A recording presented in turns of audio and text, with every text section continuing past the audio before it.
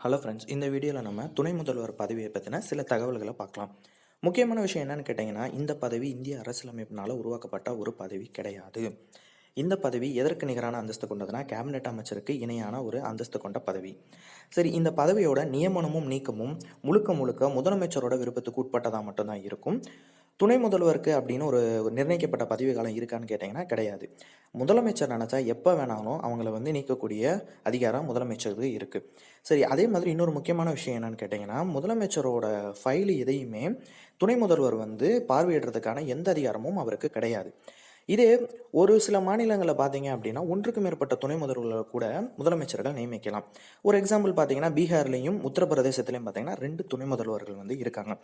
இப்போ கரண்ட்டில் பார்த்தீங்கன்னா 16 மாநிலத்தில் 24 துணை முதல்வர்கள் நியமிக்கப்பட்டிருக்காங்க. அடுத்து சரி, அப்போ இந்த பதவியோட முக்கியத்துவம் தான் என்ன அப்படின்னு கேட்டிங்கன்னா, கட்சி தாவலை நடக்காமல் பார்த்துப்பாங்க. இப்போ ஒரு ஆளுங்கட்சியும் கூட்டணி கட்சி இருக்குன்னு வச்சுக்கோங்க, அவங்களுக்கிடையே பிணைப்பை ஏற்படுத்தக்கூடிய வேலையை தான் இவங்க பார்ப்பாங்க.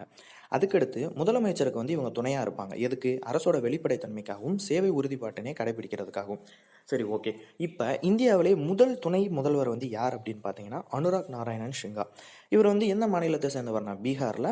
இவன் எந்த கட்சியை சேர்ந்தவர்னா காங்கிரஸ் கட்சி. எப்போ? 1946 to 57 வரைக்கும். இப்போ நம்ம தமிழ்நாட்டோட துணை முதல்வர் யார் அப்படின்றத கீழே கமெண்ட் பண்ணுங்கள். ஸோ தேங்க்ஸ் ஃபார் வாட்சிங்.